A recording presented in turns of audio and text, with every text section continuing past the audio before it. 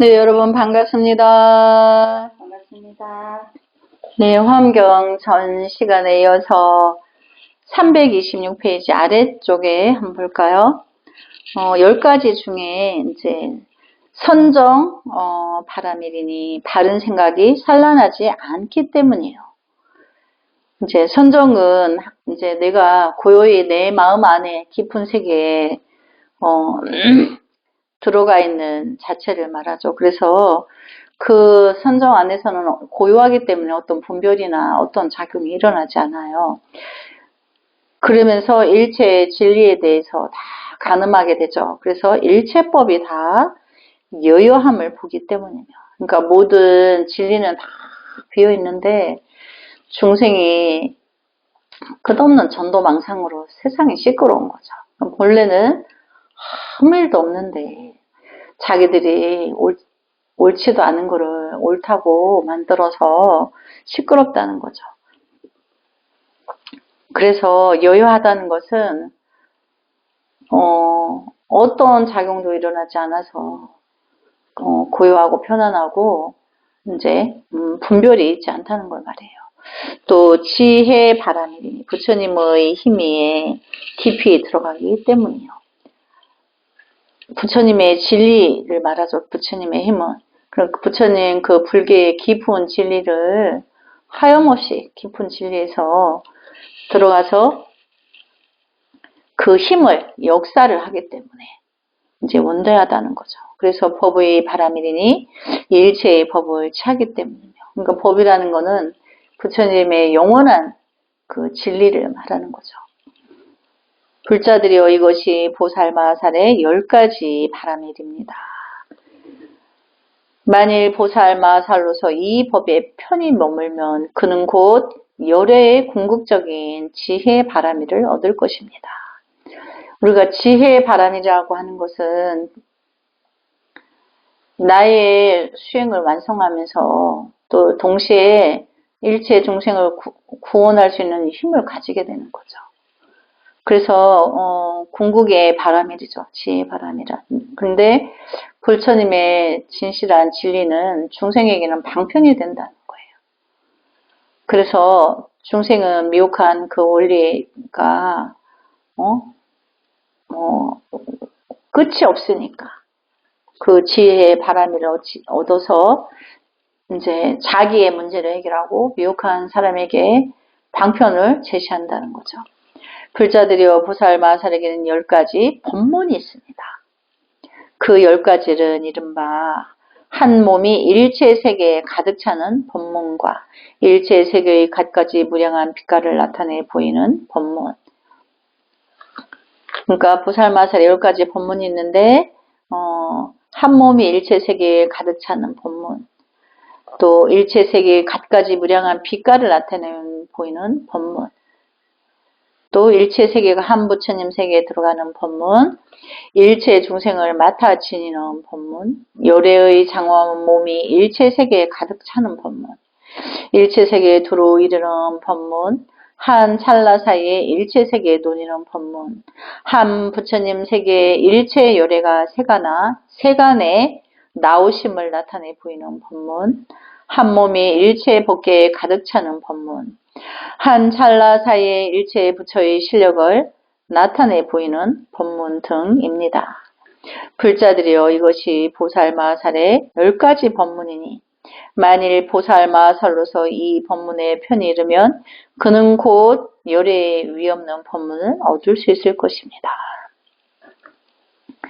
그래서 이제 10가지 법문이 있다지만 부처님 법에 준한 진실한 그 지혜의 방편을 내가 갖추기만 하면 그 10가지도 따로따로 10가지가 아니고 하나의 진리 결국은 머물러 있다는 거예요. 그래서 불보살님들은 본질은 자비를 실천하는 거죠. 끝없이 중생 세계가 빌 때까지 성불을 미루고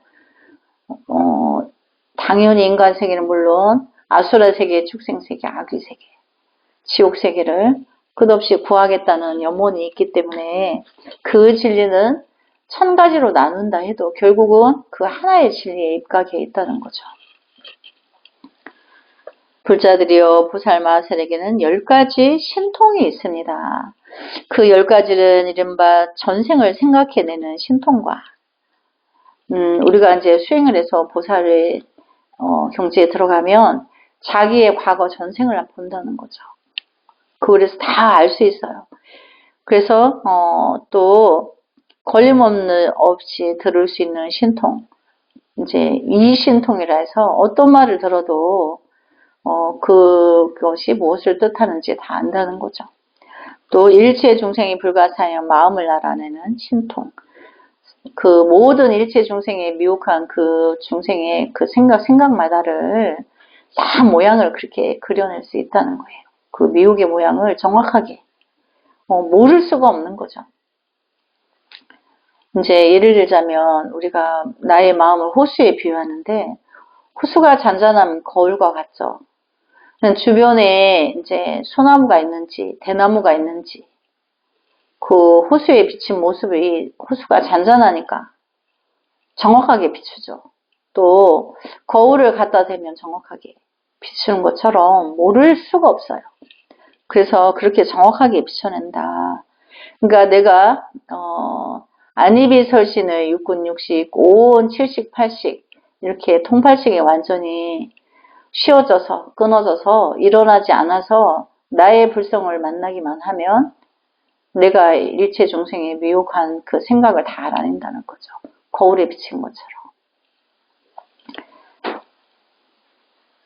그래서 비유하면 거울은 이라고 또 표현을 하지만 거울이 평면적인 거고 다 입체적이진 않죠. 그래서 어쨌든 비유를 하자면 그렇게 정확하게 비춰낼 수 있다. 이런 거를 말하는 거죠. 또 걸림없는 없이 모든 세계를 보고 중생을 관찰하는 신통. 중생을 이 모든 행동 거지를 다 관찰하고 알아낼 수 있다는 거죠. 또 불가사의하고 자잘한 실력을 내어 중생을 나타내 보이는 신통. 이제 그 실력으로서 중생을 나타내 보인다. 또 중생에게 교화하기 위해서 이제 중생으로 나타내 보인다는 거죠. 또 한 몸에 불가사의한 세계를 나타내 보이는 신통. 또 한 몸에서 언어로나 모든 중생의 이치나 이해로서 알 수 없는 그 신통을 불가사의한 세계를 나타낸다. 또한 찰나 사이에 말할 수 없는 세계에 나아가는 신통. 찰나에 이제 한 찰나 사이에 모든 세계에 다 나갈 수 있다. 또 불가사의한 장엄 거리로 일체 세계를 장엄하는 신통. 그 거리의 그 길이도 이미 이제 섭수해서 그걸 다 장엄할 수 있는 신통이 있다. 또 헤아릴 수 없는 화신을 중생에게 나타내 보이는 신통. 이제요. 화현, 화신 그러죠. 그래서 이제 뭐 우리가 이해를 돕자면 이렇게 직접적인 스님 모습이 될 수도 있고 또 1000만가지 중생의 모습으로 나타낼 수 있고 잠시 잠깐 또 홀로그램처럼 또 보일 수도 있고 여러 가지가 있다는 거죠. 또 말할 수 없는 세계에서 위없는 궁극의 깨달음의 불가사의함을 이루어 중생들에게 나타내 보이시는 신통 등입니다. 궁극의 깨달음에서 이제 불가사의함을 이루어 이제 중생들에게 나타내 보여준다. 불자들이여 이것이 보살마살의 10가지 신통이니 만일 보살마살로서 이 신통에 편히 머무르면 그는 곧 위없는 큰 방편지의 신통을 얻어 모든 부처님이 자제한 실력을 나타낼 수 있을 것입니다. 그러니까 이 10가지의 신통에 편히 머문다. 이것은 다 내가 갖추어서 지니고 있다. 그 뜻이에요. 그렇게 되면 위없는 큰 방편지의 신통을 얻어 모든 부처님의 자지한 실력을 나타낼 수 있을 것입니다. 불자들이여 부살 마하살에게는 10가지 해탈이 있습니다. 또 부살님들에게는 10가지 해탈이 있는데 한번 볼까요? 그 10가지는 이른바 번뇌로부터의 해탈과 사견으로부터의 해탈과 치연으로부터의 해탈, 개, 입으로부터의 해탈, 성문, 연각, 지위를 뛰어넘는 해탈, 일체 부처님의 세계와 일체 중생과 일체의 법에 집착하지 않고 무량 무변한 모든 보살의 지위에 머물면서도 일체의 보살행을 떠나 열애의 자리에 머무는 해탈, 한 찰나 사이에 일체 삼세의 모든 법을 다 아는 해탈 등입니다. 이렇게 10가지인데, 이제, 당연히 이제 불보살님들은 번뇌와 이제, 사견으로부터 또 해탈이다. 해탈이라는 것에도 집착하지 않는다는 거죠. 그래서 번뇌 해탈과 사견 해탈, 이제 그런 거에 집착하지 않는다는 거예요. 그래서 초월한다는 걸 말하는 거죠. 그래서 또 치연, 어리석음으로부터의 해탈, 또 이제 음심, 또 세계가 1000만가지 세계에 대해서 다 나열되는데 거기에도 집착하지 않는다는 거예요. 또 이제 나쁜 수많은 가지의 그 나쁜 기운에 들어가지 않는다는 거예요. 그래서 또 거기로부터 해탈하고 또 성문 연각의 지위를 뛰어넘는 해탈. 우리가 이제 우리 대선정의 스님한테 이렇게 지금 공부하고 있죠. 여기를 성문이라고 하는 거예요. 이제 처음에 출가해서 스님들이 경전 공부하고 있죠. 그 위를 이제 성문이라고 그래요. 그래서 또 연각은 거기서 조금 진화되어서 조금 더 깊은 부처님의 가피에 대해서 좀 더 깊은 그 원리를 가지고 있는 그 단계를 또 이제 연각이라고 그래요. 그 다음을 이제 우리가 아란과라고 그래요. 아란의 지위, 성문 연각을 초월하면 아란과에 든다. 우리는 이제 아란과를 공부하고 있는 거예요. 성문으로서. 아란과에 들어가야 보살지에 들어갈 수가 있기 때문에. 그러니까 우리 대한불교에서는 이제 어른 스님들이 옛날에 스님들이 잘못 말해서 중생들한테 아란을 폄하해요. 절대 그러면 안 돼요. 성문에 연각 과정이 있어야 아란과에 갈 수 있죠. 아란지에 들었다고 해서 성문 연각을 무시할 수 없어요. 그 과정이 없으시면 될 수가 없기 때문에. 근데 보살도를 공부하면서 또 아란과를 무시해요. 자기가 아란에 들지 못하면 보살도에 들 수가 없어요. 그러니까 모든 공부는 차별 없이, 그러니까 가장 초기적인 시초적인 것이 가장 궁극의 것이 돼요. 그러니까 처음에 공부하는 그 경전 공부하고 그 진리에 대해서 알고자 하고 들어서서 가고 있는 과정이 성문이고, 거기서 그 과정을 또 넘어서 조금 또 어떤 수행에 이제 삼매나 이렇게 이제 깊이 들어가서 하는 그런 수행을 얻은 자리를 또 연각이라는데, 아라는 그 자리에서 부처님의 지혜를 이제 다 알았어. 아직 행은 못했어. 거기를 아란이라고 하는 거예요. 근데 행은 어떻게 들어가죠? 보살지에 들어가서 행을 하는 거예요. 그러니까 그런 과정 없이 우리가 어떤 기구를 조립해서 기구가 만들어졌는데 하나의 부속이 없으면 완성품이 안 되죠. 똑같아. 이제 그렇게 이해를 해서 이제 여기도 보면 성문 연각의 지위를 뛰어넘는 해탈. 당연히 뛰어넘어야 되죠. 또 당연히 또 아란가에서 보살지에 들어가서 보살 십지에서도 또 초월을 해서 또 부처님 보살 십지에 들어가면 등각이라는데 부처의 경지에 들어갔다.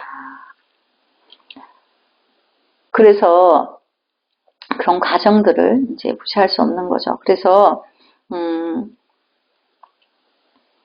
일체 부처님 세계와 일체 중생의 일체 세계와 일체의 중생과 일체의 법에 집착하지 않고, 그러니까 우리가 공부했어요. 팔만대장경을 다 적나라하게 공부하는데 거기에 어떤 내용에 뭐가 있었고 막 이렇게 일일이 분별하지 않고, 그런 자체에서도 본질은 서가모니 부처님이 이 경전을 통해서 내가 어떻게 해라 하는 그 행에 그 수지가 담겨 있기 때문에 그거를 잘 받들고 가면 되는 거예요.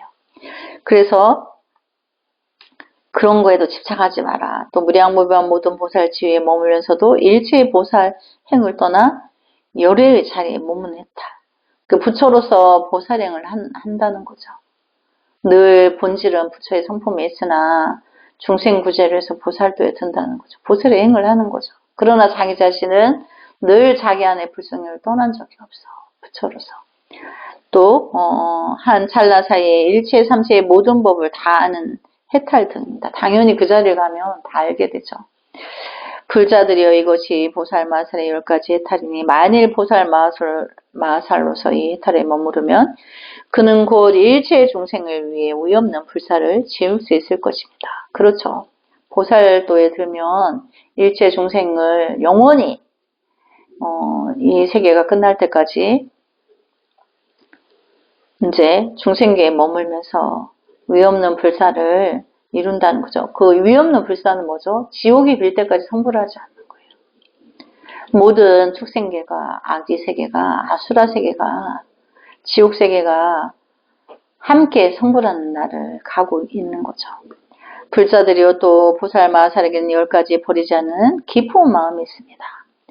그 10가지란 이른바 무도 부처님의 보리를 깨달으려는 깊은 마음과 그렇죠. 부처님의 다 헤아릴 수 없는 부처님의 크고 원대한 지혜를 내가 다 깨달아서 안으로 깊이 품으려는 그 마음이 원대해져야 되는 거죠. 또 모든 중생을 교화해 성숙시키려는 마음. 그 부처님의 깊은 지혜를 알아야 일체 중생을 다 구제할 수 있죠.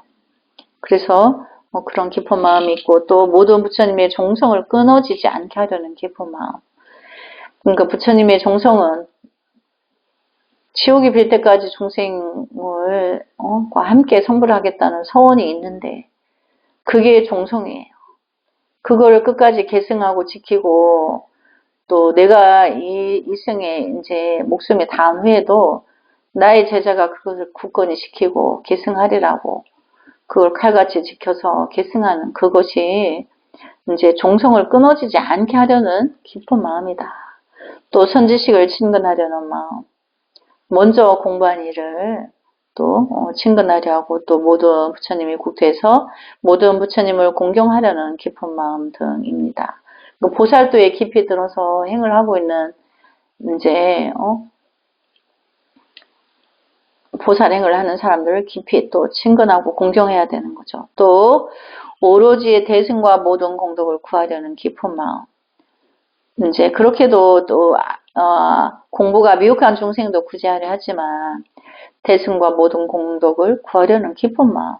그러니까 부처님의 불가사의한 그 공덕을 다 성취하려고 늘 하염없이 사무쳐 있다는 거예요. 그래서 선지식을 친근하려는 그 마음으로 부처님 국토의 모든 부처님을 공경하려는 깊은 마음 등입니다. 부처님의 진실을 다 알아야 부처님을 공경하죠. 그래서 부처님의 진실을 아는 만큼 보이기 때문에 더 많이 알려고 하는 거죠. 또 오로지 대승과 모든 공덕을 구하려는 깊은 마음. 모든 부처님의 처수에서 범행을 닦으면서 계율을 지키려는 깊은 마음. 이제 부처님의 진실한 공덕을 다 구하려는데 계율을 지키고 이제 성인의 행을, 성자의 행을 당연히 그렇게 하면서 부처님의 지혜를 구하려고 해야 되는 거죠. 또 모든 보살을 포용하려는 깊은 마음. 또 모든 보살님들에게도 다 공경하려는 그런 마음이 또 당연히 생긴다는 거죠. 모든 불법을 가지려는 깊은 마음. 부처님의 그 지혜는 불보살님들이 다 가질 수 없다고 그래요. 그렇지만 너무나 부처님의 공덕이 옳게 대단하고 원대하고 그 지혜의 공덕은 이루 말할 수 없기 때문에 다 배우려고 한다는 거죠. 그래서 배워서 구해서 자기가 그걸 중생세계에 베풀려니까 당연히 이제 그 마음이 생길 수밖에 없죠. 또 모든 불법을 가지려는 깊은 마음, 모든 보살의 행과 원을 닦아 익히려는 깊은 마음, 이제 보살님들의 모든 행과 원을 다 갖추려고 하는 거죠. 당연히. 그 다음에 만일 보살마설로서 이 법에 편히 머무르면 그는 곧 일체의 부처님의 버리지 않는 깊은 마음의 바른 법을 얻을 것입니다. 그러니까 이제 항상 10가지를 이제 열어주시고 이 마음을 지니면 너가 부처님의 공덕을 얻을 것이다. 항상 그렇게 이제 하죠. 그래서 불자들이여 보살마살이라는 법을 분별하는 10가지가 있습니다. 이제 진리를 분별할 수 있는 10가지 능력이 있다는 거죠. 그 10가지란 이른바 모든 법이 다 인연 따라 일어남을 분별하고, 그렇죠. 인연 따라 악행을 짓는 것도 악의 인연에 따라서 한 가지 악행을 하면 그것이 그 다음에는 3가지를 하게 되고 그 다음에 9가지를 하게 되고 이렇게 84,000가지 행을 하는데 악행을 하는데 순식간에 간다는 거예요. 또 착한 선행이 있는데 하나의 선행의 마음 끝에서 3가지 선행이 일어나고 그 다음에 9가지 84,000가지 이렇게 또 간다는 거죠. 그러니까 그 인연을 어떻게 닿느냐가 되게 중요하죠. 그래서 우리가 이제 악행이 올 때는 악행을 좀 피하고 선행을 이제 일어난 인연을 만났을 때는 그 선행을 더더욱 자라나고 키우기 위해서 많은 이들과 함께 그 선행을 이제 축하하고 또 지향을 해야 되는 거죠. 그 10가지란 모든 법이 다 인연 따라 일어남을 분별하고 모든 법이 다 꼭두각시 같음을 분별하며, 그러니까 중생세계의 법이라는 건 이건 색법을 말하는 거예요. 꼭두각시와 같다. 중생세계 하는 모든 이치들은 꼭두각시와 같다. 모든 법이 다 다툼이 없음을 분별하고, 그런데 그 꼭두각시와 같은 미혹한 행위도 본질을 들여다보면 다툴 것이 없어요. 왜냐하면 동쪽에서 비를 맞고 달리기를 출발해 온 사람과 서쪽에서 바람을 맞고 달리기를 해서 온 사람과 남쪽에서 더위에 이렇게 치들어서 달리기를 해온 사람과 북쪽에서 추위에 떨면서 달리기를 해온 그 시점이 다르기 때문에 나타나는 형상이 다른 거죠. 우리 세계 체전 체육대회를 했는데 더운 지방에서 한국의 가을 날씨에 체육대회를 열었는데 감기가 들어가지고 또 추운 지방에서 왔는 사람들은 가을 날씨가 너무 좋다, 시원해가지고 더워가지고 에어컨을 켠다 그러고 이제 이렇게 그 인연의 시발적인 출발적인 인연에 따라서 그것이 다 그럴 수밖에 없는 것을 탓할 게 없죠. 그게 그런 거예요. 그 사람 감기가 드는 건 당연한 거죠. 더운 지방에서 막 왔는데 50도씩 하는 자기네 나라에 살다가 가을에 여기 10몇 도 되는데 왔는데, 그래서 여기 보면 다툼이 없음을 분별하고 다툴 필요가 없다. 알고 보면 그렇다는 거죠. 또 모든 법이 다 무량무변함을 분별하며 무량하고 무변하고 또 변질이 없다는 거예요. 그러니까 이제 물은 물이고 산은 산이고 바위는 바위고 풀은 풀이고 이제 나무는 나무고 원래부터 그랬다는 거죠. 원래 그런 거를 중생이 미혹하니까 뭐 어느 날 자기 기분에 따라서 누구는 비가 오면 비가 와서 좋다 그러고 누구는 비가 왜 오냐 그러고 아니 비가 왜 올까요? 비가 오기 전에 태양이 일주일을 쨍쨍 그 지상을 비추어서 우리가 살고 있는 땅을 비추어서 열기가 물기가 수증기로 올라가서 모여 있다가 3일 동안 비가 오는 거예요. 그래야 해를 볼 수 있기 때문에. 인과의 법칙이죠. 자연의 법칙은 다 그래서 다툴 필요가 없는 거예요. 알고 보면. 근데 중생이 미혹하니까 나는 비를 안 기다리는데 비가 온다는 더. 이렇게 이제 한다는 거죠. 그게 인과의 법칙이 자연의 법칙이 돌아가고 있는데 또 모든 법이 다 의지함이 없음을 분별하고 그렇죠. 어디에 의지해가지고 나는 여기에서만 이렇게 비가 여기만 계속 올 거야. 바람만 여기서 막 자연의 법칙에 여기만 바람 불게 할 거 이런 게 없죠. 그냥 모든 것은 자연의 법칙에 따라 흘러가게 돼 있는 거죠. 또 모든 법이 다 금강과 같음을 분별하고 금강은 다이아몬드인데 다이아몬드로 쇠를 자르죠. 모든 진리는 그렇게 견고하다는 거예요. 변한 적이 없어. 근데 누가 잘못한 거야? 중생들의 분별이 잘못 작용을 일으킨 거죠. 원래 우주의 원리는 이렇게 돌아가게 돼 있는데 우리 여기 한국은 사계절이 있고 북극은 남극과 사계절이 없죠. 늘 덥고 늘 춥고 이렇게 뭐 북반구와 남반구 끝쪽은 태양에서 머니까 얼음이 있어. 얼음산이 있고 양쪽은 또 그 태양에 가까운 나라는 더울 수밖에 없죠. 우리 적당히 멀리 있으니까 뭐 적당한 기온을 가지고 있죠. 이런 것처럼 이게 알고 보면 다툴 필요가 없는 거죠. 그래서 본래 그랬어. 본래. 근데 중생들이 자꾸 분별하는 거죠. 왜 이렇게 됐냐 이렇게. 그래서 본래 모든 자연의 법칙은 본래부터 그랬다. 그리고 모든 법이 바로 열애임을 분별하고 모든 이제 법이라는 것은 진리를 말하는데 진리가 부처다. 열애다.